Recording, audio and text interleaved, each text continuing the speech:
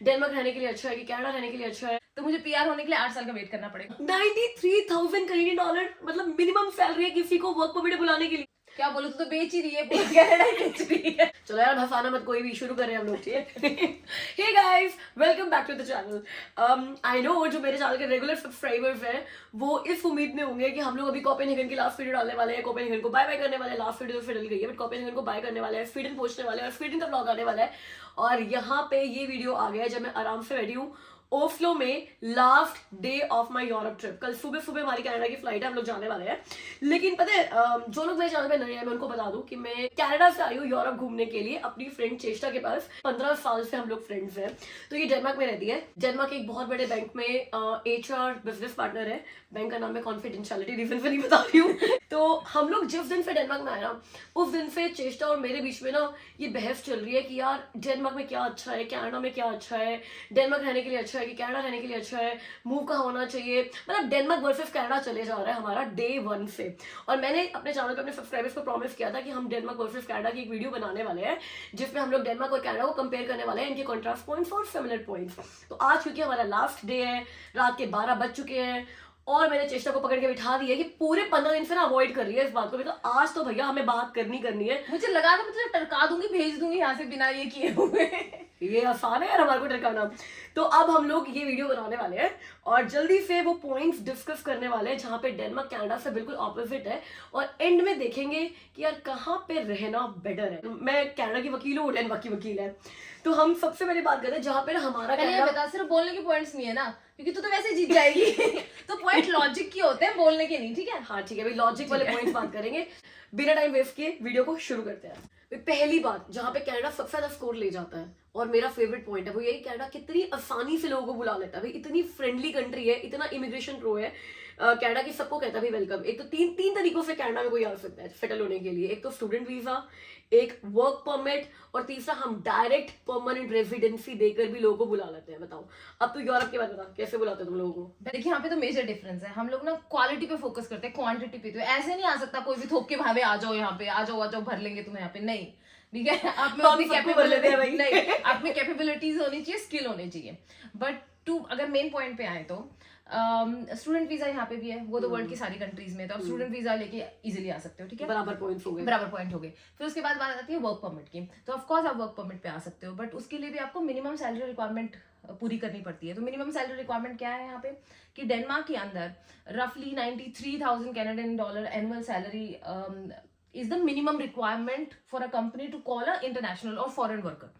सो अगर आपकी कंपनी उतना आपको पे करेगी तो आपका वर्क परमिट अप्रूव होगा। सो मैं तो मिनिमम 93,000 कैनेडियन डॉलर कमा ही रही है। अरे मैं तो बहुत कमा रही हूँ। देखो हम कितना पैसे कमाते हैं यहाँ पे। तभी बोल रही हूँ आ जा।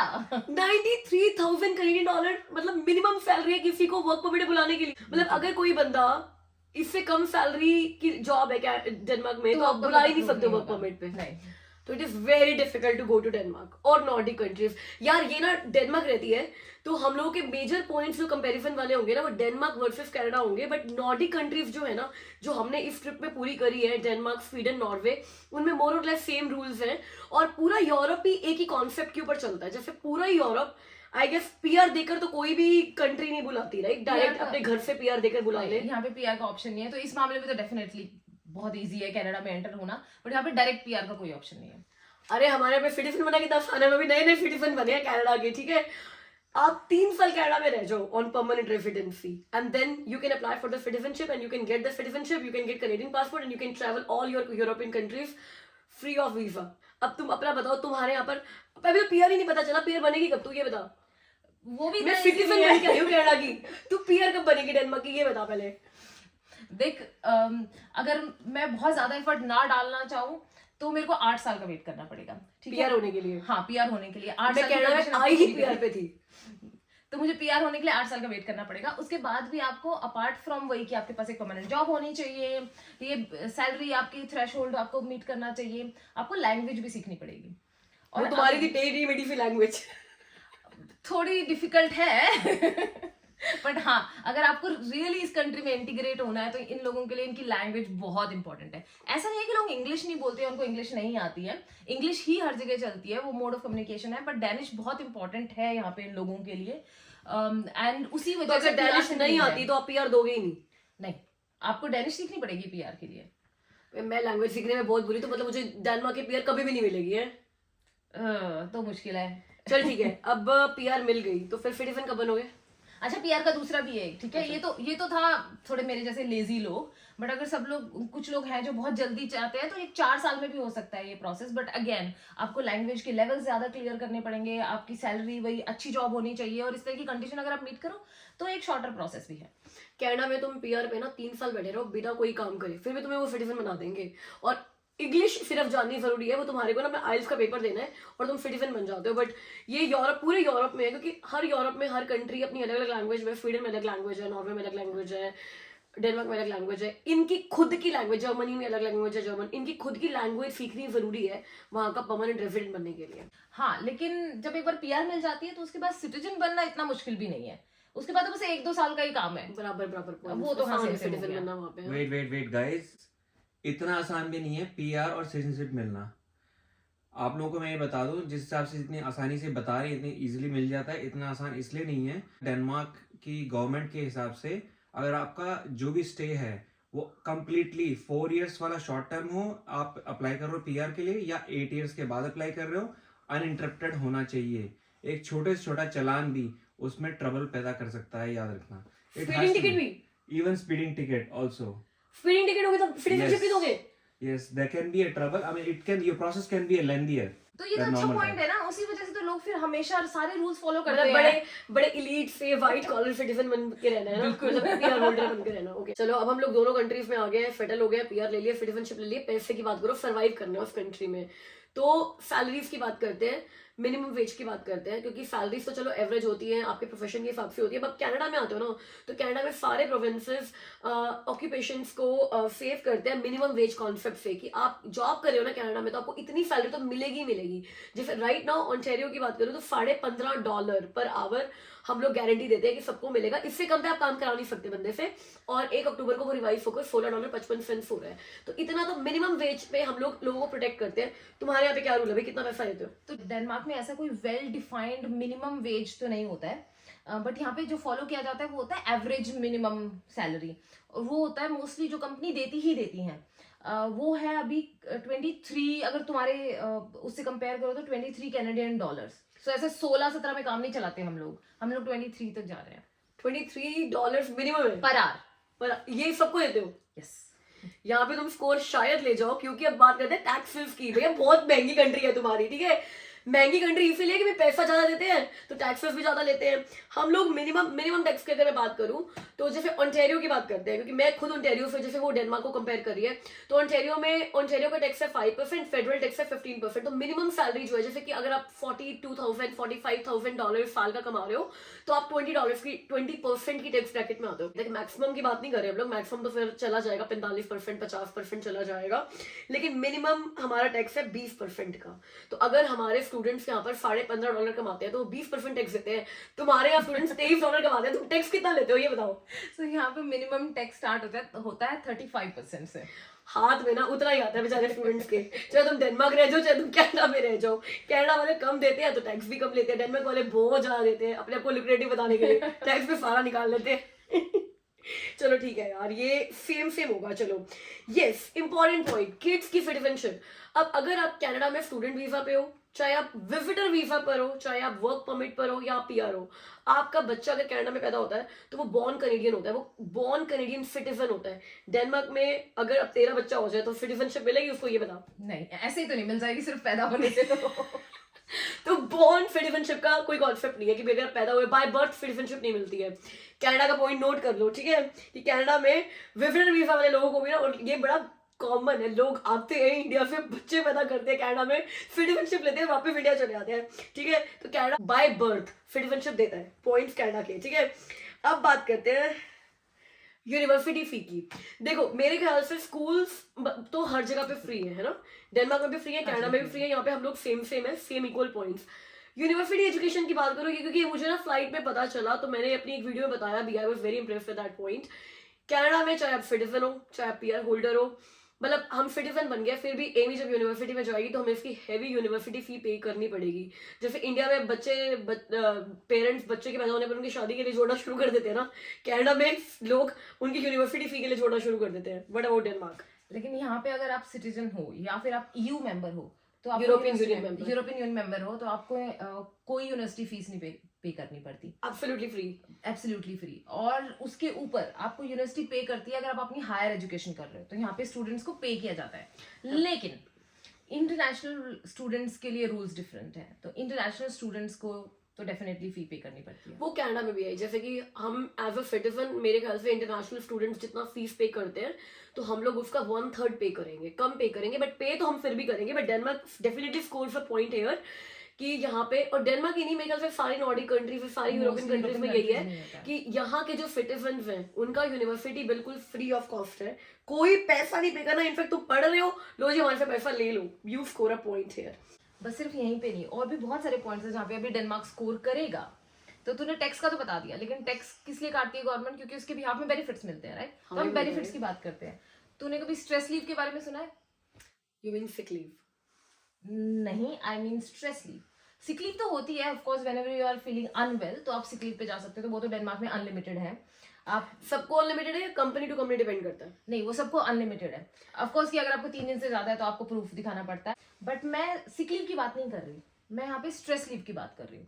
भाई हमारे यहाँ पे सिक लीव होती है और कंपनी टू कंपनी डिपेंड करता है। जैसे मेरी जो फर्स्ट कंपनी थी या अमित की जो फर्स्ट कंपनी थी, वहाँ पे सिक लीव का कॉन्सेप्ट ही नहीं था। We did not have sick leave. अगर आप बीमार हो तो अनपेड छुट्टी आपको मिल जाती है, और ऑन्टेरियो गवर्नमेंट के हिसाब से भी आपको 3 अनपेड सिक लीव मिलती है, अनपेड सिक लीव। बट मेरी प्रेजेंट कंपनी जो है बहुत अच्छी है, गवर्नमेंट है, तो वहाँ पे हमारे को अनलिमिटेड सिक लीव का कॉन्सेप्ट है भाई, अगर आपके डॉक्टर प्रिस्क्रिप्शन हो। बट उसमें भी ना ऐसा है कि भाई फर्स्ट ईयर आपको 60% सैलरी मिलेगी, सेकेंड ईयर आपको 75% मिलेगी, बट फिर भी सिक लीव डिसेंट है। Again, it's not a rule for everyone. It depends upon company policy to company policy. But stress leave, मेरे लिए stress leave और sick leave एक ही बात है। नहीं, वो एक बात नहीं है, बिकॉज सिकनेस जो होती है वो सिर्फ फिजिकल नहीं होती, sickness is also about your mental health, right? तो यहाँ पे होती है स्ट्रेस लीव कि आप बहुत अंडर प्रेशर फील कर रहे हो तो आप स्ट्रेस लीव ले सकते हो, और उसमें भी आपको सैलरी मिलेगी। कितने टाइम की? 1 दिन, 2 दिन, 4 दिन? नहीं, वो 1-2 दिन है, वो लॉन्ग टर्म होती है, बिकॉज मेंटल हेल्थ ऐसे 1 दिन में तो रिकवर नहीं और होता सैलरी है ना। मिलेगी? आपको सैलरी मिलेगी, आप 6 महीने साल भर की स्ट्रेस लीव ले सकते हो। तो जॉब सिक्योरिटी की बात करते हैं। कनाडा में सही बताओ तो जॉब सिक्योरिटी इतनी बड़ी बात नहीं है। 15 दिन का नोटिस देकर कोई किसी को भी निकाल सकता है, ये स्ट्रेस वाली बात नहीं होती है। नहीं, यहाँ पे ऐसा कुछ नहीं होता। यहाँ पे जॉब सिक्योरिटी ऑफ कोर्स बहुत इंपॉर्टेंट हो जाती है, और आपके यहाँ पे लेबर यूनियंस होती है जो बहुत एक्टिव रोल प्ले करती है एम्प्लॉयज की जॉब को सिक्योर करने में, और उसमें भी अगर आप अनवेल हो और अगर आप स्ट्रेस लीव पे हो तो फिर कंपनी आपको निकाल ही नहीं सकती ना। यहाँ पे यूरोप डेफिनेटली पॉइंट। हाँ बिल्कुल, बट अगर आप मेंटल हेल्थ की बात कर रहे हो तो एक और बहुत इंपॉर्टेंट पॉइंट होता है मेंटल हेल्थ का, कि वर्क लाइफ बैलेंस। सो मुझे एटलीस्ट ये लगता है कि यहाँ पे यूरोपियन कंट्रीज में ना, एंड डेनमार्क में वर्क लाइफ बैलेंस बहुत अच्छा है। लाइक मतलब 3:30 बजे मैं घर पे आ जाती हूँ, तो मुझे लगता है मेरे पास पूरी अपनी लाइफ सुबह कितने बजे स्टार्ट कर दिया? सुबह 8 बजे स्टार्ट करते हैं, हमारे यहाँ 8 to 4 का कॉन्सेप्ट है। हाँ, बट यहाँ पे 3-3:30 बजे के आसपास लोग निकलने लग जाते हैं, बिकॉज अगेन उनको अपने बच्चों को अटेंड करना होता है, पिकअप करना होता है। उसके अलावा जो लीव्स भी होती हैं वो बहुत ज़्यादा हैं। समर के अराउंड तो आपको कोई मिलेगा नहीं, पूरा डेनमार्क ही खाली हो जाता है सब, क्योंकि बच्चों की समर वेकेशन होती है तो सब लोग छुट्टियों पे चले जाते हैं, और पूरे ईयर का लीव कैलेंडर भी बच्चों की छुट्टियों के अराउंड प्लान होता है। तो जितनी छुट्टियां बच्चों को मिलेंगी उतनी छुट्टियां पेरेंट्स के लिए जरूरी है ना। देखो यहाँ पे डेफिनेटली जैसे हमने बहुत अच्छा स्कोर किया था ना पीआर में, सिटीजनशिप में, यहाँ पे यूरोपियन कंट्रीज डेफिनेटली स्कोर करती है कि उनके यहाँ पे वर्क लाइफ बैलेंस अच्छा है, एटीट्यूड थोड़ा चिल्ड आउट है।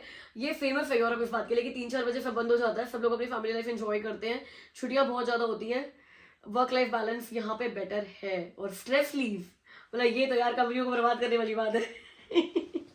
चलो जी ठीक है, अब थोड़ा बात करते हैं सोशल लाइफ की, जहाँ पे हम लोग स्कोर करने वाले हैं। भैया तूने मेरी करवा चौथ की वीडियोस देखी है? ये बता, दिवाली की वीडियो देखी है, होली की वीडियो देखी है? हमारी इतनी बड़ी कम्युनिटी है ना कनाडा में, इतनी बड़ी कम्युनिटी है इंडियन कम्युनिटी, कि ब्रांटन में जाओगे ना तो वहाँ पे पहली लैंग्वेज ना लोग कहते हैं पंजाबी है, दूसरी लैंग्वेज इंग्लिश है। इतने इंडियंस हैं लोग। अगर तुझे अपने आसपास ऐसे इंडियन ही चाहिए थे और सारी लैंग्वेज पंजाबी में ही चाहिए थी तो फिर तो यहीं क्यों आई? नहीं यार, फिर भी लेकिन जब तुम फॉरेन कंट्री भी होते हो तो आपका मन करता है ना डांडिया खेलने का। मतलब हमारी ना बड़ी वाइब्रेंट सी, बड़ी कलरफुल सी इंडियन कम्युनिटी है। सोशल लाइफ हम लोगों की मेरे को लगता है कनाडा में बहुत अच्छी है। मतलब कई लोग मुझे बोलते हैं कि तुम इंडिया से बाहर हो तो तुम सोशल लाइफ मिस नहीं करते हो, तो हमने फेस्टिवल मिस नहीं करते हो। ट्रस्ट मी, मेरे वीडियोस देखकर इंडिया वाले अपनी सोशल लाइफ मिस करते हैं। क्योंकि हमारी बहुत कलरफुल लाइफ है कनाडा के अंदर, क्योंकि हमारी कम्युनिटी इतनी बड़ी है। तुम्हारे यहाँ पे कितने इंडियंस है बता? डेनमार्क में तो बहुत ही कम है, ओवरऑल यूरोप में भी आपको कमी मिलेंगे, पर डेनमार्क में तो बस 15-16 हजार। तुम यार दिवाली पे घर पे 2 दिए जला के करते होगे, है ना? हम लोग यहाँ पे गोरों को बुलाकर पटाखे चलाते हैं। तो सोशल लाइफ में भैया मैं कोई डिस्कशन का मौका नहीं देने वाली, हमारे कनाडा की सोशल लाइफ हमारी मच मच मच बेटर है, ठीक है? बट एक और इम्पोर्टेंट पॉइंट है जिससे तू बहुत इम्प्रेस थी और तू अब भूल रही है, पब्लिक ट्रांसपोर्ट। हाँ यार, पब्लिक ट्रांसपोर्ट भाई साहब यहाँ का बहुत अच्छा है, तीनों ही कंट्रीज का बहुत अच्छा है। मैं सही बताऊँ तो कनाडा में हमने बहुत ज्यादा पब्लिक ट्रांसपोर्ट यूज नहीं किया, मैंने सिर्फ फर्स्ट फ्यू मंथ्स किया था और इतनी इरिटेट हो गई थी मैं कि मैंने बहुत जल्दी अपना ड्राइविंग लाइसेंस लेने का ट्राई किया और कार इमीडिएटली जिस दिन मेरा लाइसेंस आया अगले दिन जाके मैं कार ले आई कि वहाँ का पब्लिक ट्रांसपोर्ट बहुत ही बुरा है। हमने बात करी है और एक और वीडियो में मैंने बात करी थी कि पब्लिक ट्रांसपोर्ट वहाँ का बुरा नहीं है, कनाडा एक्चुअली में बड़ा बहुत ज्यादा है यार, कि बहुत मुश्किल है कनाडा की पब्लिक ट्रांसपोर्ट को मैनेज करना। अगर मैंने विडबी से स्कारब्रो जाना है अपने ऑफिस और मैं पब्लिक ट्रांसपोर्ट लेने का सोच लूँ तो जो मेरा आधे घंटे का रास्ता है ना वो 1 घंटे का 1.25 घंटे का हो जाएगा। बट डेनमार्क, स्वीडन, नॉर्वे सब कुछ पब्लिक ट्रांसपोर्ट से इतना वेल कनेक्टेड है, ऊपर से सारी सिटीज, और मैं सिर्फ मेन कंट्री उसकी बात नहीं कर रही कैपिटल्स की, आप लोगों के टोरंटो में भी बहुत अच्छा है। जो सबअब्स है, जैसे हम लोग रॉस्किल गए, हम लोग और कौन से विलेज गए थे, हेल्सिंगोर गए, ड्रैगोर गए, बहुत सारे आसपास के सबअब्स घूमे और हम लोग स्वीडन में भी सबअब्स घूमे हैं। तो वहां के भी जो पब्लिक ट्रांसपोर्ट की फ्रीक्वेंसी और जो कनेक्टिविटी है ना, हैट्स ऑफ। तो यूरोप में मैं कहूंगी कनाडा को ये चीज तो यूरोप से सीखनी चाहिए कि अपने पब्लिक ट्रांसपोर्ट को वाइडली डिस्ट्रीब्यूटेड वो कैसे कर सकते हैं और कैसे फ्रीक्वेंसी बहुत अच्छे से मैनेज कर सकते हैं कि ज्यादा से ज्यादा लोग पब्लिक ट्रांसपोर्ट के ऊपर डिपेंडेंट हो, ताकि जो इतना ट्रैफिक हो चुका है कनाडा में वो भी थोड़ा कंट्रोल हो। यूरोप में मुझे ट्रैफिक भी बहुत कम लगा एज कम्पेयर टू कनाडा। तुम्हें लगता है ट्रैफिक है यहाँ पे? हाँ, अगेन इट्स बिकॉज कि अगर पब्लिक ट्रांसपोर्ट आप ज्यादा यूज कर रहे हो और अगर आप साइकिलिंग ज्यादा यूज कर रहे हो जिसके सेपरेट ट्रैक्स हैं तो ट्रैफिक थोड़ा कंट्रोल में रहता है। बट वर्किंग आवर्स में तो फिर भी डेनमार्क में ऐसे ऐसे घर होंगे जिनके घरों में कार्स नहीं है। कनाडा में अगर आपके घर में 4 एडल्ट्स है तो आपके पास 4 कार्स है। इसलिए गार्बेज डिस्पोजल, ये चीज से मैं बड़ी इंप्रेस हुई। हमारे कनाडा में ना 3 गार्बेज आप सेग्रीगेट करते हो, एक आपका रिसाइकिल होता है, एक आपका ऑर्गेनिक्स होता है जो किचन का सामान सारा जाता है जिसमें वेस्ट वगैरह, और एक हमारा होता है गार्बेज। तुम्हारे यहाँ 5 होते हैं? 5 से ज्यादा ही होते हैं, काम बहुत कराते हैं तुम्हारे से लोग, बट हाँ ये 5 कौन कौन से होते हैं? तो जो 2-3 तूने बताया वो तो होते ही हैं। उसके अलावा आपका मेटल का अलग होगा, रिसाइकलिंग का अलग होगा, प्लास्टिक का अलग होगा, कार्टन्स का अलग होगा, और उसके बाद जो अदर्स हो जाते हैं लाइक क्लोथ्स एंड एवरीथिंग उसका अलग होगा, ग्लास अलग होगा। तो ये एक डिफरेंस है कि आपको यूरोप में अगर आते हो तो बहुत काम करना पड़ेगा। इंडिया में मैं आता है सब कुछ एक ही कूड़ेदान में डाल देने की, कनाडा में आपको 3 जगह सेग्रीगेट करना पड़ता है। बट ये एक ऐसी चीज है जिसमें काम करना चाहिए। हाँ, तो लेजी नहीं होना है इसमें। यूरोप में आओगे तो 6, 7, 8 डब्बे बनाने पड़ेंगे गार्बेज के आपको। यूटिलिटीज, ये बड़ी अजीब सी बात है, कनाडा से बिल्कुल ऑपोजिट है तुम्हारी। हमारे पास कनाडा में ना मंडे टू फ्राइडे शाम को 7 बजे से पहले यूटिलिटीज का जो गैस हो गया, वाटर हो गया, हीटर हो गया, इनके फुल रेट होते हैं, पीक रेट होते हैं, और शाम को 7 बजे के बाद हाफ हो जाते हैं, और पूरा वीकेंड सैटरडे संडे हाफ रहता है। तो हमें पता होता है अगर हमारे को डिश वॉशर चलाना है तो शाम को 7 बजे के बाद चलाओ, अगर हमें लॉन्ड्री करनी है तो वीकेंड्स के ऊपर करो, ज्यादा पानी यूज करना है, हम लोग तो भाई शावर भी रात को लेते हैं इसी चक्कर में कि पानी आता है। तुम्हारे यहाँ पे यूटिलिटीज का बिल कैसा रहता है? नहीं, ये बहुत डायनेमिक है, और मैं सिर्फ डेनमार्क की बात कर रही हूँ। तो यहाँ पे तो बहुत डायनेमिक होता है, यहाँ पे बहुत सारे फैक्टर्स पे डिपेंड करता है कि विंड कितनी चल रही है, बिकॉज उससे एनर्जी जनरेट हो जाती है, और बहुत ही फ्लेक्सिबल जिस दिन बहुत तेज हवा है जो तुम्हारे चलते तो शायद बिल कम हो गया, बेटर मिल जाएगा उस आवर्स के लिए। तो इतना डायनामिक है कि हमें वो रेगुलर ट्रैक करना पड़ता है। तो ऑफ कोर्स वो पॉसिबल है बिकॉज यहाँ पे एप्स बने हुए हैं, तो आप रेगुलर बेसिस पे ट्रैक करो और देखो कि किस टाइम पे कम है, और तो दैट मीन्स कि वीकेंड पे मोस्टली ज्यादा होता है। यस, एक और पॉइंट जो हमारे पास है, पेरेंट्स की वो वीजा। पेरेंट्स अगर हम पीआर हैं, हम अपने पेरेंट्स को विजिट वीजा पर भी बुलाते हैं, तो पेरेंट्स विजिट वीजा पर एक बार में आकर 6 महीने रह सकते हैं। तुम्हारे यहाँ पे एक बार में आके कितना टाइम रह सकते हैं? एक बार में आके 3 महीने रह सकते हैं। बट फिर वही पॉइंट है ना यार, तुम इतना सारा पैसा देके कनाडा बुलाओगे, कितना खर्च करते हो तुम फ्लाइट पे? तो यहाँ पे तो बहुत इजीली आ जाते हैं यार, 8 घंटे की फ्लाइट है डेनमार्क आने के लिए, तो बहुत ही रीजनेबल टिकट्स मिल जाती हैं, तो आप बार बार बुला सकते हो। और अगर आप पीआर हो गए, क्योंकि हम लोग पीआर तो बड़े आसानी से हो जाते हैं, हम तो पीआर जाते हैं, हम पीआर हैं, तो आप पीआर हो तो आप अपने पेरेंट्स को सुपर वीजा पर ही बुला सकते हो और पेरेंट्स की पीआर भी अप्लाई कर सकते हो। तुम लोगों को तो खुद ही पीआर यार 8-9 साल में मिलती है, पेरेंट्स को तुम सोचते ही नहीं होगे यार। तो कनाडा पेरेंट्स के लिए भी स्कोर करता है। हमारे पास सुपर वीजा का कॉन्सेप्ट है, हमारे पास पेरेंट्स की पीआर का कॉन्सेप्ट है। मतलब ऐसा लग रहा है मैं कनाडा भेज रही हूँ। कनाडा खरीदो ऐसा लग रहा है ये तो। ठीक है चल, तो आप मुझे कमेंट्स में जरूर बताना कि कौन कौन से पॉइंट्स पे यूरोप डेफिनेटली स्कोर करता है। हो सकता है हम लोग सिर्फ डेनमार्क को ध्यान में रखकर बहुत सारे और अच्छे पॉइंट्स भूल गए हो, और कनाडा के पॉइंट्स पर कुछ नहीं भूली होंगी, बट फिर भी अगर मैं भूल गई हूँ तो प्लीज मुझे बताना। बहुत सारी चीजों में ना दोनों कंट्रीज सिमिलर है, जैसे आई गेस चाइल्ड बेनिफिट मिलता है दोनों ही कंट्रीज में, राइट। और स्पाउस वर्क परमिट, जैसे अगर आप स्टूडेंट वीजा पर हो तो आपका स्पाउस काम कर सकता है ओपन वर्क परमिट पे। तो ये कुछ पॉइंट्स है जो दोनों कंट्री सेम सेम है। क्या बोलूं, तो बेच ही रही है, पूरी कनाडा ही बेच रही है। चलो ठीक है, बहस इस चीज की नहीं थी कि कनाडा बढ़िया है कि डेनमार्क बढ़िया है। मेरे को पता है ना तो वो कनाडा आने वाले हैं क्योंकि डेनमार्क में वो खूब कमाती है, और ना मैं डेनमार्क आने वाली हूँ बिकॉज डेनमार्क ने मेरे को बुलाना ही नहीं है। कनाडा ने मुझे पासपोर्ट दिया, मैं लॉयल हूँ कनाडा की। बहस इस बात की थी कि आप लोगों को यूरोप से भी थोड़ा अवगत करा दें और कनाडा से भी थोड़ा इन्फॉर्म्ड करा दें, ताकि आप एक इन्फॉर्म डिसीजन ले सको कौन सी कंट्री आपके लिए ठीक है। मगर फिर भी एक बात याद रखना, यूरोप में जाना इतना आसान नहीं है। तो गाइस आज की वीडियो के लिए ताई मुझसे मिला फिर से अगली यूरोप सीरीज में। यूरोप सीरीज पे प्लीज मुझे लाइक्स चाहिए, कमेंट्स चाहिए। स्वीडन आना है, अभी नॉर्वे आना है। अगर आप लोग ऐसा करोगे तो मैंने नहीं डालने वीडियोस प्लीज। तो चलो अब मुझसे मिलो कल की वीडियो में। बर्थडे शाउटआउट्स पे कल की वीडियो में देने वाली हूँ कनाडा पहुंचकर। तब तक का ख्याल रखना, बाय।